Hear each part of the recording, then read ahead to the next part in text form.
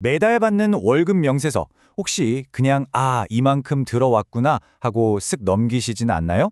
오늘은요, 그 안에 숨겨진 여러분의 권리를 지켜주는 아주 중요한 규칙들을 하나하나 파헤쳐 보겠습니다. 자, 한번 생각해 보시죠. 월급. 이게 그냥 일하고 받는 돈, 그게 전부일까요? 알고 보면요, 이건 돈 그 이상의 의미를 가집니다.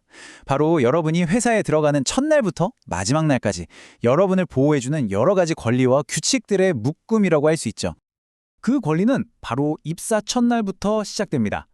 가장 먼저 마주하게 될 상황이죠. 월 중간에 입사했을 때 내 첫 월급, 과연 어떻게 계산되는 게 맞을까요?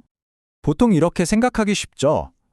월급을 그 달의 날짜 수로 나눠서 내가 일한 날만큼 곱해서 주겠지?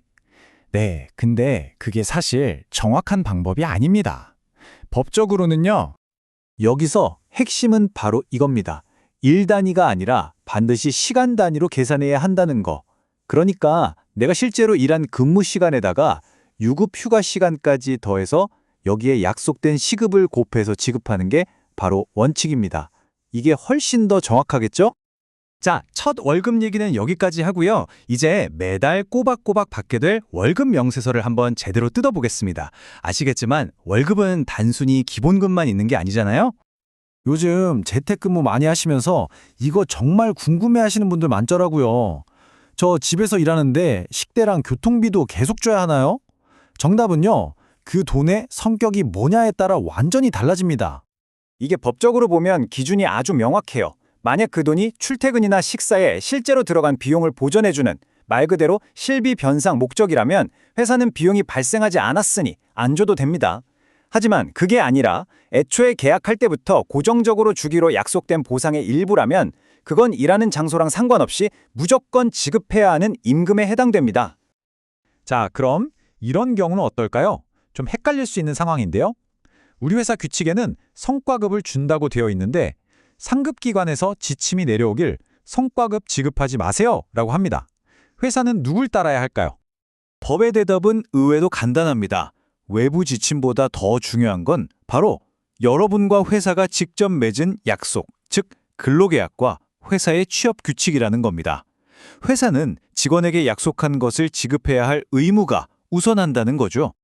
회사가 뭘 약속했는지, 그리고 그걸 제대로 지키고 있는지 우리가 어떻게 알 수 있을까요?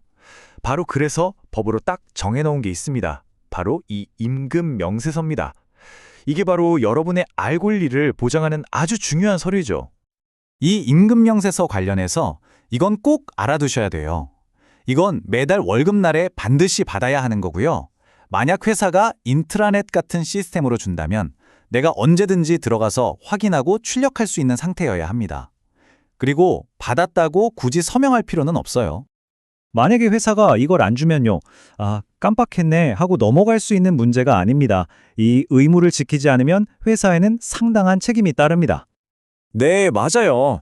이게 그냥 한 번 어겼다고 끝나는 게 아닙니다. 말 그대로 누적이 돼요.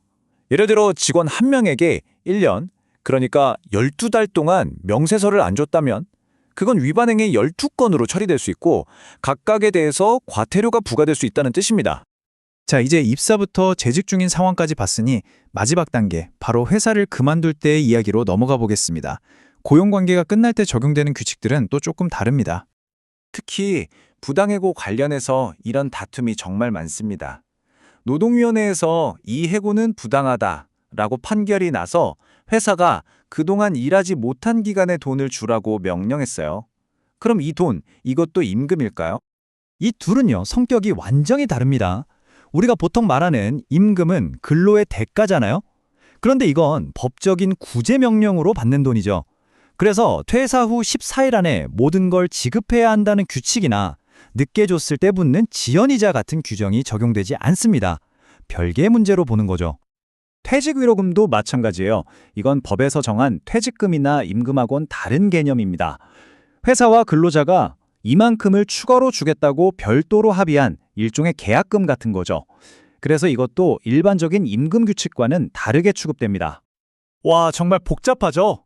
입사부터 퇴사까지. 그래서 이것만은 꼭 기억하자 하는 핵심 내용들만 딱 정리해 드릴게요. 이것만 알아두셔도 여러분의 권리를 지키는데 큰 도움이 될 겁니다. 가장 먼저 알아두실 건 이 규칙들이 그냥 좋은 말이 아니라는 겁니다. 법적인 강제성이 있어요. 만약 노동위원회가 임금 제대로 주세요 같은 시정명령을 내렸는데도 회사가 안 지키면 보세요. 최대 1억 원까지 과태료가 나올 수 있습니다. 어마어마하죠? 자, 그럼 마지막으로 여러분의 권리를 지키기 위한 액션 플랜입니다. 첫째, 내 첫 월급은 시간으로 계산되는 게 맞는지 확인하세요. 둘째, 고정적으로 받는 수당은 임금이라는 걸 기억하시고요. 셋째, 회사가 약속한 건 지켜야 한다는 점. 넷째, 임금 명세서는 여러분의 당당한 권리라는 것. 그리고 마지막으로 내 임금을 포기하는 건 오직 나 자신만 결정할 수 있다는 점을 꼭 기억해 두세요. 오늘 이야기 어떠셨나요? 마지막으로 이 질문을 드리고 싶습니다. 여러분의 월급 명세서 정말 얼마나 잘 알고 계신가요? 이게 그냥 돈이 찍힌 영수증이 아니라 여러분의 소중한 권리가 담긴 법적인 문서라는 거 오늘부터라도 꼭 한번 자세히 들여다보셨으면 좋겠습니다.